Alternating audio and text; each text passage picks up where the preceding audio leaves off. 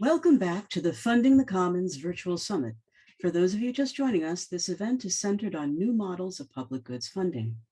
You can add your questions for the speakers in the ethglobal.tv chat, and we can continue to discuss these issues and projects in the Telegram channel, also linked in the chat.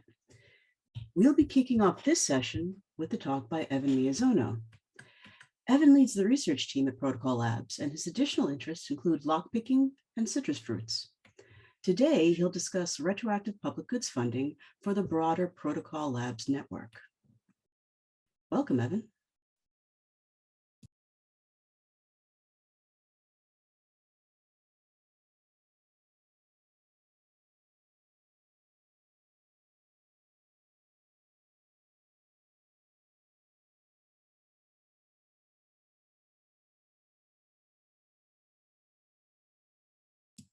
Evan, I believe you're still muted.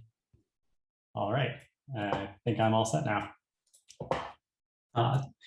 Thank you for the introduction, Carla. And yes, I'm going to be talking about what we've been calling impact evaluated internally and what purpose we hope they serve, what we'll be doing with them, and hopefully tying together some very interesting threads that have come up over the course of today's conversations. So overall, there's a very real problem that Protocol Labs is trying to solve, and the hope, expectation, et cetera, is that the solution comes in really two parts. And I'm planning on talking through those two parts and then explaining what you should expect to see coming out of Protocol Labs in the near future and how to engage with us trying to collaboratively build solutions to those problems. In terms of the problem, I would say that it's one of proportional upside. You'll notice some similarities between this talk and the talk that Pooja gave earlier. We're both kind of approaching the same general problem in two different ways, two different subparts of the same problem. And I would definitely recommend watching that video if you're catching this, if you missed that one. And overall, I would say that this particular problem, the one of proportional upside, is one of two very related ones. And it will start with me coming back with some context of what Protocol Labs is looking at specifically. We are working to empower and accelerate teams outside of Protocol Labs, the organization. We think that this is a fantastic opportunity because the dependency graph of crypto projects is very large, but also very dense. Not all projects have revenue streams, but there are some clear dependencies between those that do and some that don't. The ones that don't being some of these public goods that we've been talking about all day. And we think that there's a really robust opportunity to share wealth where incentives are aligned, i.e. harkening back to Juan's talk, we think that Paretotopia can robustly be achieved in this kind of a network. And so we've been thinking through a lot of these types of mechanisms, how to connect these types of mechanisms to help people start public good type efforts. We have a few funding mechanisms that will let people de-risk initially starting on these efforts, and also how do we empower them to continue doing these? This is specifically what Pooja was getting into earlier today.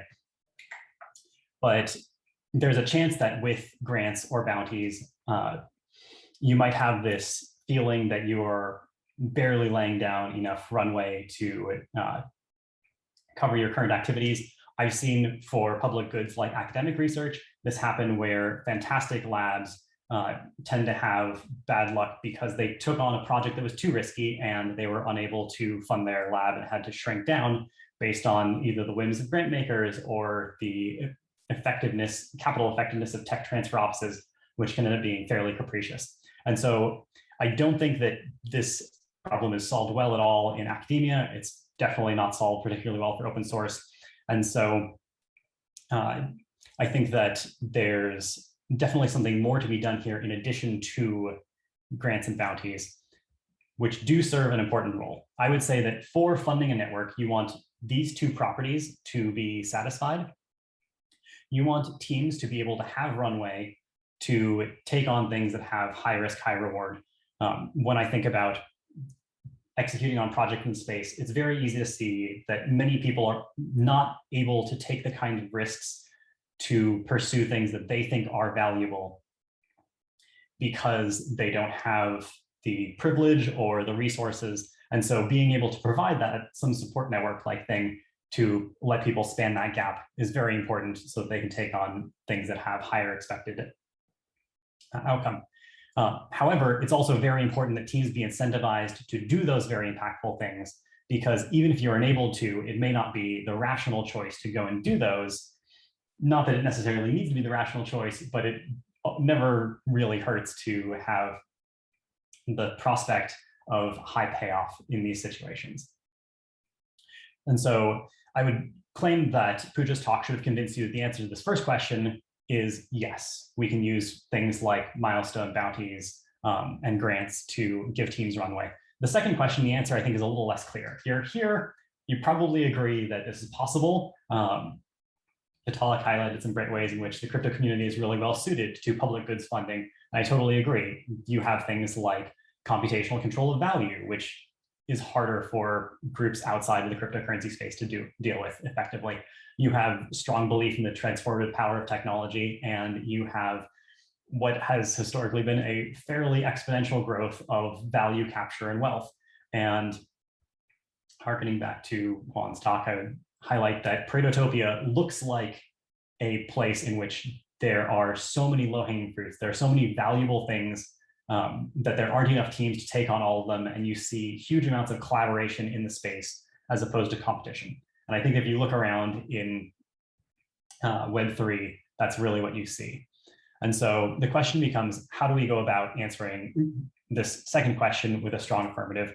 And unsurprisingly, the answer that I would give is public goods funding, specifically retroactive funding. My claim is that if you want to empower people to take risks, you need to fund proactively. If you want to reward impact, you need to do it retroactively. If you incentivize impact proactively, then what you're actually doing, I think in practice, is incentivizing the appearance of effort, not the appearance of impact, which is an important distinction. And you could imagine that a combination of these funding mechanisms could empower teams to not just take on risky efforts, but also be rewarded proportionally for them. This plot on the right shows what we would predict a hypothetical team without a revenue model might be able to gain from some initial grant, some bounties, and reward from what we're calling the impact evaluator. And so the first component from the solution, of the solution for these impact evaluators that I would say is a variety of retroactive funding mechanisms. These are things that will sound very familiar because most of what have been covered so far today could be characterized as retroactive funding mechanisms. I'm not going to go into depth. I will simply say that if you haven't seen them, you should definitely go and watch Owen's talk from earlier today on Gitcoin grants and quadratic voting. You could use quadratic voting as an impact evaluator. You could use badge holder voting, and in the example of the retroactive public goods funding from the Optimism team, the results oracle is an impact evaluator. These impact evaluators are just things that are after the fact evaluating and rewarding impact to teams through various mechanisms.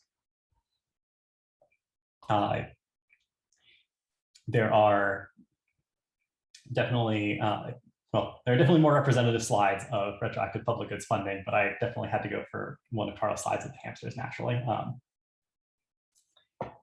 In terms of S process, I unfortunately had to miss much of Andrew's talk, but you could additionally use things like eliciting marginal utility functions for determining how to allocate rewards retroactively. It does seem to work far more effectively prospectively, but in terms of developing a wide spectrum of these types of mechanisms, it's definitely worth considering. Additionally, we had an interesting experiment Protocol Labs did Starting in the fall of 2019, there was a project called SourceCred that we helped bootstrap, where data was pulled from GitHub, Discourse, Discord into some global graph. The different contributions were collapsed using some community-driven subjective agreement on how we should, or how the community should quantify different types of contributions, be able to collapse all of this down into a single contribution graph, run a modified PageRank algorithm on this, and then assign some reputation score called cred to individual contributors to the project. And then grain was this fungible token that was generated and given to contributors in proportion to their cred score, with the idea being that you could computationally allocate value in accordance to the value that people provided to the project. And the experiment that I mentioned about SourceCred is that for about 2 years, Protocol Labs funded SourceCred through the use of SourceCred. Those of you who are familiar with the retroactive public goods funding will recognize this as very similar to a project token.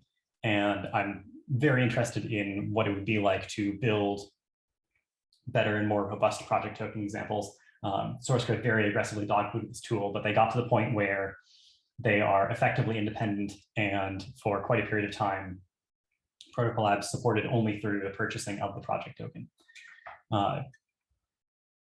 In terms of other impact evaluators that you might expect to see moving forward, Protocol Labs is experimenting and prototyping a committee quantification impact evaluator where outcomes are listed, rather, teams participating in the network opt in to participate in this process and summarize their outcomes. And then on a quarterly cadence, some evaluation team that consists of people within the network will go through and evaluate the amount of impact, not too dissimilar from the badge holders, and will determine how many resources should be allocated.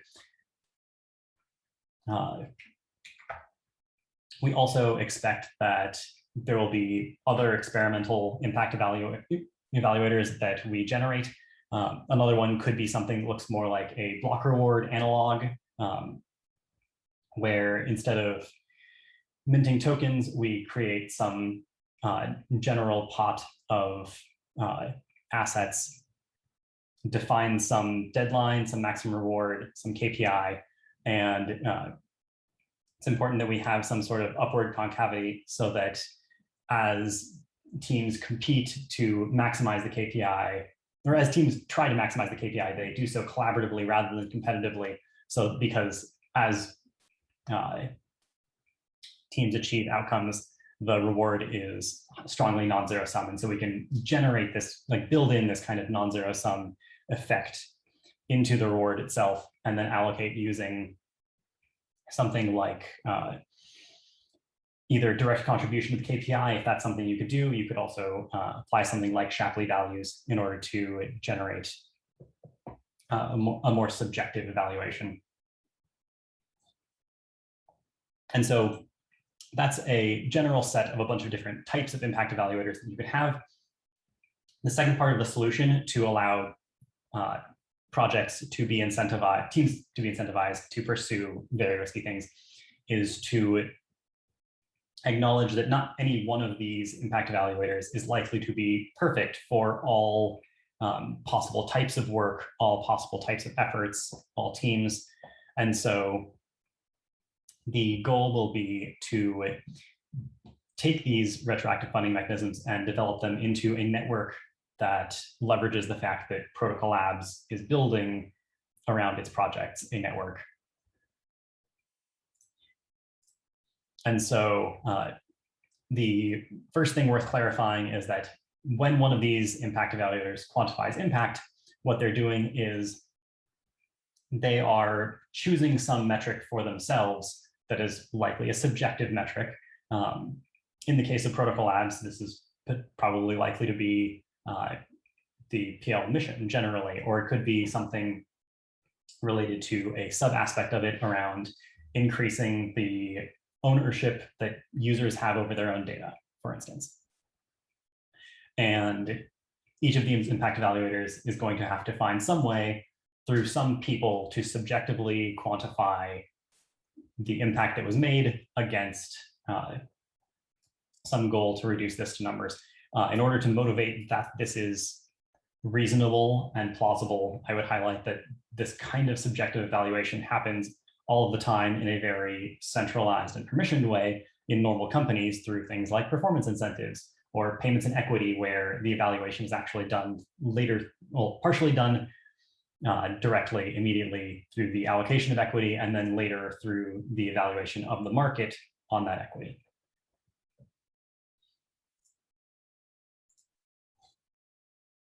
The other component that's very interesting about mixing these together is that we should expect there will be multiple impact evaluators in any given network, and that we should have multiple funders, each with their own mission or goals, participating into and funding some impact evaluator. Each impact evaluator would have its own mechanism and operation, and each one would then reward multiple teams. And so you should have much better coverage of all of the different types of work that you would like to incentivize through these. And we're actively working through and trying to develop a mechanism to mix these together well. It's worth noting that the goal of this system is to incentivize teams to pursue the most impactful work they can. And as a result, retroactive funding, it needs to be something that people can expect and count on. And so while trusting that, for instance, Protocol Labs would reward a project for would retroactively reward a project for building something that was important, I think it's far more valuable if we can together build a culture of retroactive public goods funding so that we can give teams the confidence that if they do something that is very impactful, they don't have to a priori know that the team that they're having an impact on has an impact evaluator, or one of the teams they're having an impact on.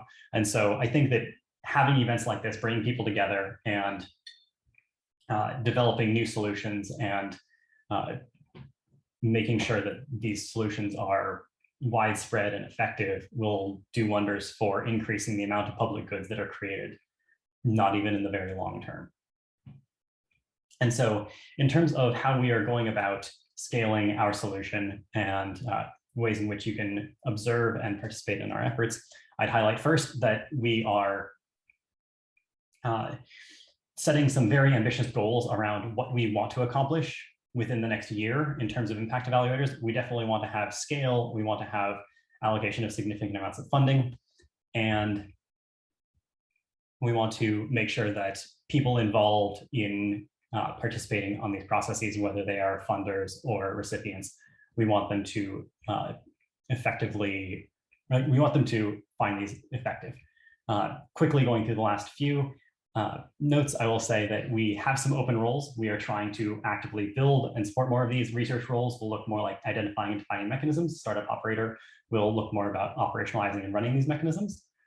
We're definitely interested in cross-pollinating. So if you're interested in running experiments, either co-funding impact evaluators or asking us to co-fund impact evaluators, please let us know. In terms of like trying to improve these, there are clearly gaps. I think there are some very good questions about how these can improve and what we should be doing to make any or all of these impact evaluators together more effective.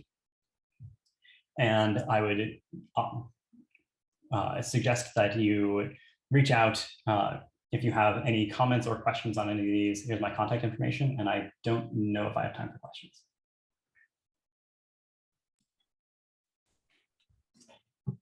We ran out of time for questions, unfortunately, but we can also ask them retroactively after the event in the Telegram channel. And I'd like to thank Evan for walking us through the impact evaluator, which sounds like it should hurt, but is actually a super interesting journey through innovative funding mechanisms. So thanks again to Evan.